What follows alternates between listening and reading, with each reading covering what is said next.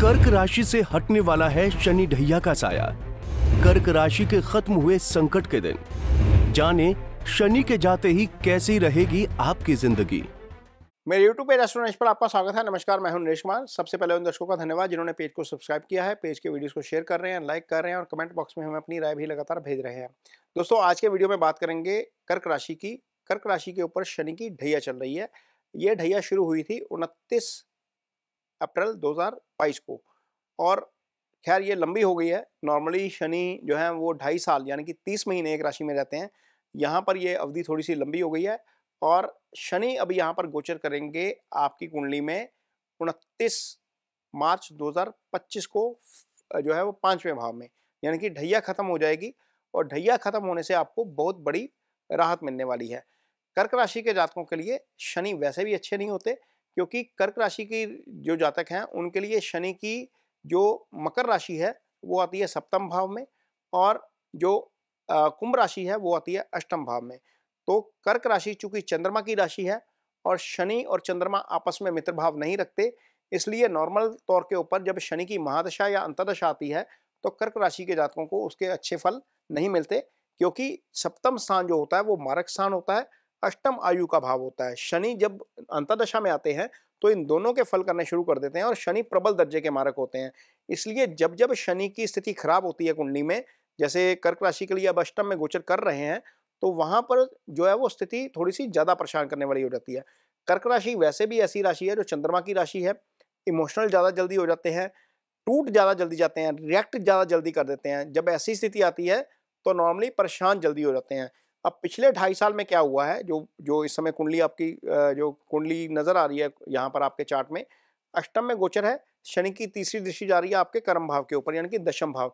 10म भाव सीधा सीधा शनि के प्रभाव में है और दशम क्या होता है, आपका कर्म होता है। आपका कारोबार, आपकी नौकरी, आपका फ्रीलांस का काम, कुछ भी आप कर रहे हैं वो आप 10म भाव से करते हैं।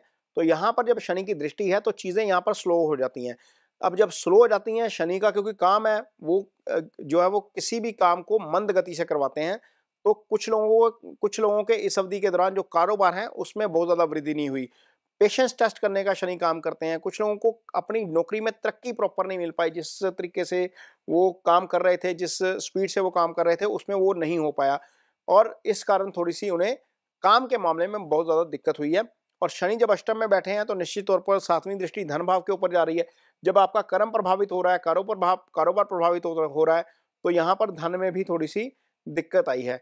कुछ ऐसे लोग भी हैं कर्क राशि के जिन्होंने पिछले इस शनि की अवधि के पीरियड के दौरान ओवर रिएक्शन करके अपने रिलेशन खराब कर लिए, क्योंकि जो दूसरा भाव होता है वो आपकी वाणी का भाव भी होता है और यही कुटुंब का भाव भी होता है। और यहाँ पर जब शनि की दृष्टि पड़ती है तो आपकी वाणी जो है वो थोड़ी सी एग्रेसिव हो जाती है, क्योंकि शनि पाप ग्रह है। कर्क राशि के जातक वैसे भी एग्रेसिव होते हैं, इमोशनल होते हैं और इमोशनल में कुछ ना कुछ ऐसा कह जाते हैं जो सामने वाले को हर्ट कर जाता है। यहाँ पर कुटुंब के साथ समस्या का इशू आ रहा है, धन भाव में इशू आ रहा है, ईटिंग हैबिट्स खराब हो रही हैं।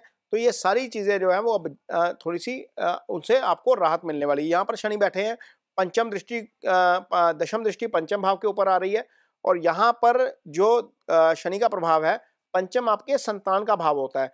कुछ ऐसे लोग हैं कर्क राशि के जिन्हें संतान की जो है वो इच्छा है, लेकिन यहाँ पर एग्जीक्यूशन नहीं हो पा रही क्योंकि शनि यहाँ पर डिले करवा रहे हैं। और यहाँ पर जब शनि आगे निकल जाएंगे, ये 25 मार्च 2025 को होगा, तो संतान पक्ष से आपको अच्छी खबरें आनी शुरू हो सकती हैं। जिनके यहाँ पर संतान नहीं है उनको संतान का जो है वो सुख मिल सकता है।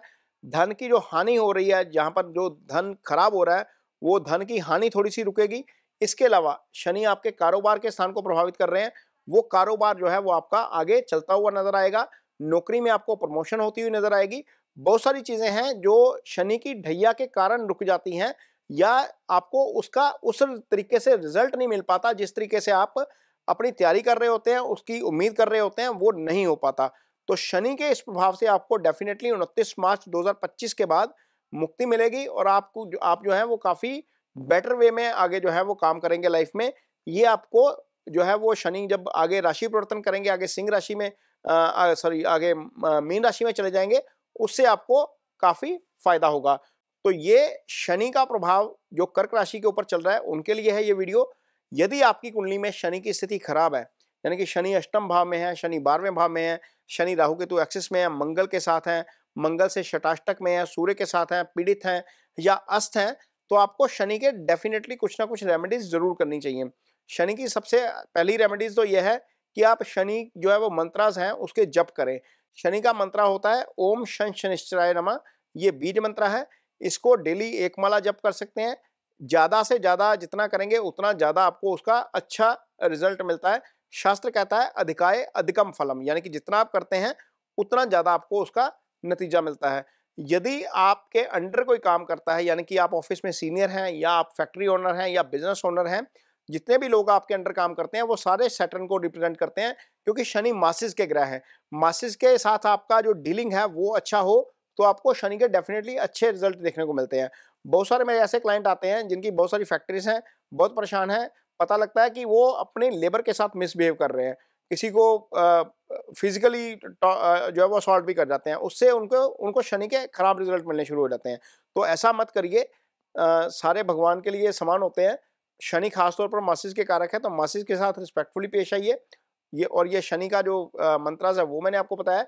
यदि आपकी कुंडली में शनि की स्थिति केंद्र या त्रिकोण में है या लाभ स्थान में है, यानी कि पहले भाव में, चौथे भाव में, 5वें भाव में, 7वें भाव में, 9वें भाव में और 11वें भाव में है, तो आप शनि का नीलम धारण कर सकते हैं। ये आपके लिए डेफिनेटली अच्छा रहेगा। यदि शनि पीड़ित हैं या फिर शनि अष्टम में या 12वें भाव में या छठे में है, फिर मत धारण करिए, इससे आपको नुकसान हो सकता है। ये वीडियो आपको कैसा लगा इस पर कमेंट बॉक्स में अपनी राय जरूर दीजिए। यदि ये वीडियो अच्छा लगे तो उसे शेयर जरूर करिए, पेज को सब्सक्राइब जरूर करिए। इसके साथ ही मुझे दीजिए इजाजत। नमस्कार।